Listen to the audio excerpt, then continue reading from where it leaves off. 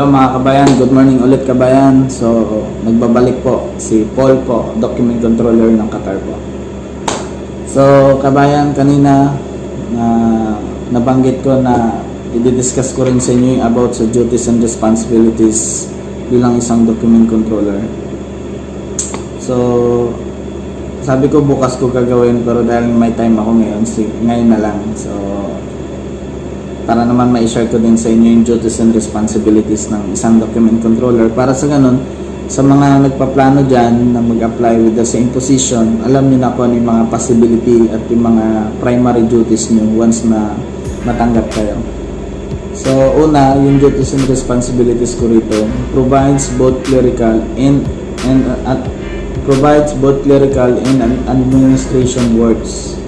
So, yun nga, hindi lang yung more on documents, so magpo-provide ka rin ng mga clerical and administration works. Yun yung mga related sa office, yung mga about sa admin. Hindi lang yung sabing magkikip ka lang outgoing, incoming, hindi lang yun. May mga clerical tasks din, yung mga related sa site office nyo, related sa admin. So lahat yun, magpo-provide ka nun or magsusupport ka doon, like sa drafting ng letter. So, pangalawa, responsible to all the incoming and outgoing documents. So, yun yung mga primary duties mo for being document controller. Yung mag-receive ka at yung magpadala ka ng documents. So, siguro, sa next video natin, papakita ko sa inyo yung process namin sa pag-receive at saka pag-submit ng documents. So, para naman sa ganun, step by step tayo mga kabayan. So, sa pangatlong duties and responsibilities ko is receiving, scanning, filing, and sending documents to the client's manager. So, yun. Nandun yung magre-receive ka, i-scan mo siya, may scanner machine tayo. Tapos, ipa-file mo siya, may box file tayo, may mga label yan. Papakita ko rin sa inyo yung paano process niyan. Then, yun, yung pagsisign mo or pagsasubmit mo ng documents sa client. So, ano yung process?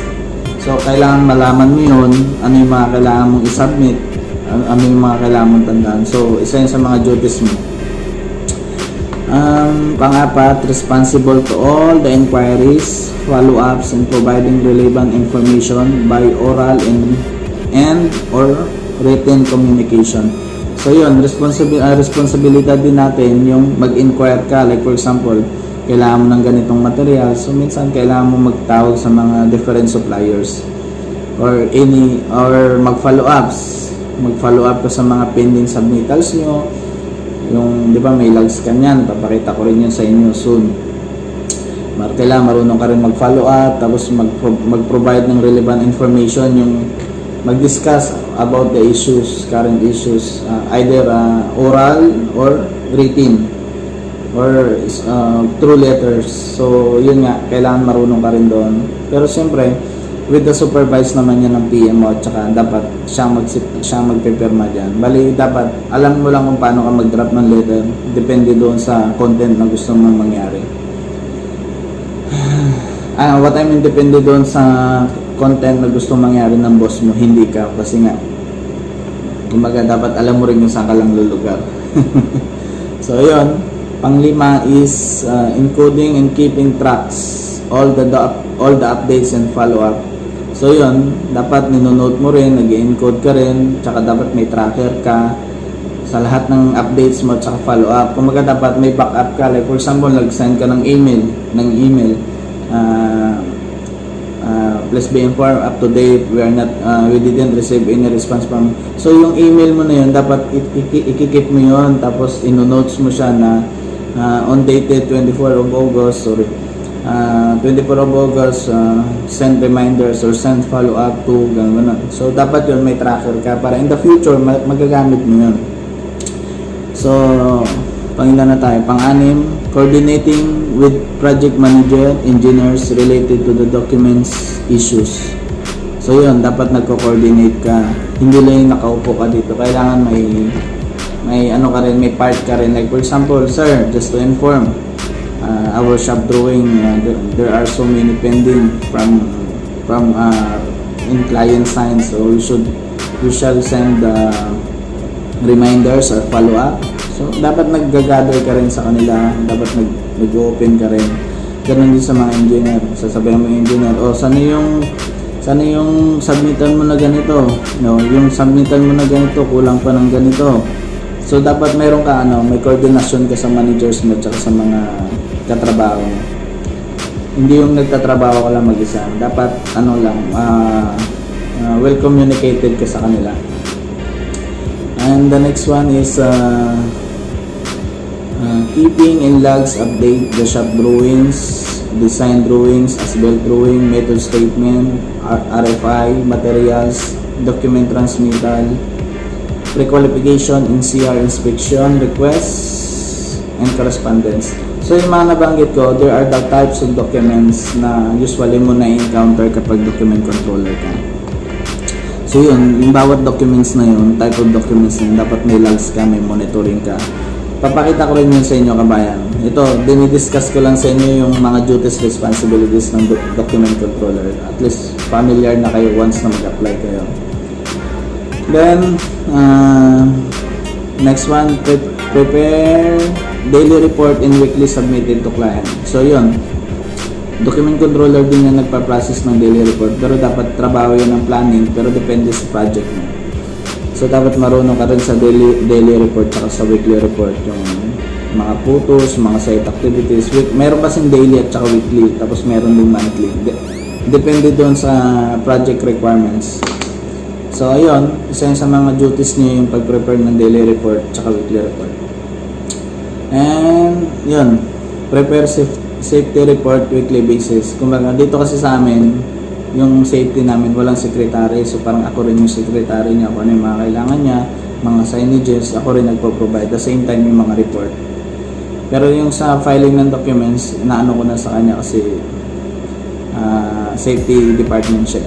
Pero nagsusupport lang ako. So expected nyo rin yun mga kabayan, na halos lahat ng mga departments sa site or sa company mo, related ka talaga. Kasi document controller ka. Collect all site receipt for daily expenses and preparing for petty cash request. So yun, pinaprocess ko din yun, yung kunyari sa site may mga daily expenses kami, kukulik mo yun kasi may petty cash din yung sa site, kumbaga may budget like weekly basis. So yun, once na magamit nyo yung pera, dapat in return nun, may mga resibo din. So yung resibo na yun, ipa-finalize mo, ipa-process mo siya, submit mo sa head office nyo para makakuha ka na naman ulit ng panibagong petty cash. Para yun na naman yung pang-run mo sa construction. Next one is assisting to all site staff and workers and related to admin, HR, procedure, and travel. So yun, for being document controller, dito trabaho ko yun.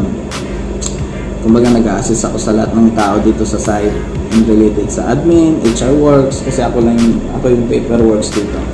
At the same time, travel. Kung sino yung mga gustong magbakasyon, sasubmit ng leave application, tapos request mo ng ticket, gano'n. So, expected nyo rin yun, gabayan, kasi yan sa mga duties natin. And, pero yan, dapat kasi sa HR yun, pero dito nga, sabi ko nga, document controller / site HR, site admin, ganun yun. So, that's why ako rin nagpe-perform yan. So, expect nyo na rin. At least, prepare kayo sa mga volume ng magiging trabaho ng mga kabayan. So, next one, where are we now? Staffing revision. Maintaining the site office facilities. Binabasa ko kasi yung CV ko. Nandun kasi yung duties and responsibilities ko. So, yun, maintaining the site offices facility. So, office facilities rather.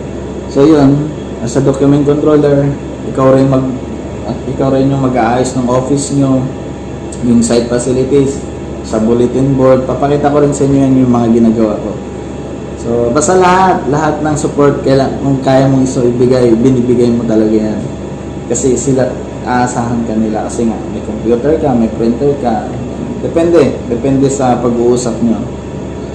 So, next one, monitor and request for renewal employees visa. So, sa amin kasi dito, may mga may mga ano kami, may mga pa-expire na naka-TAR ID. So, monitor ko din yan kung sino yung mga going to expire na para ma-notify na kaagad. Then, monitoring and ordering all site materials stationary. So, yun.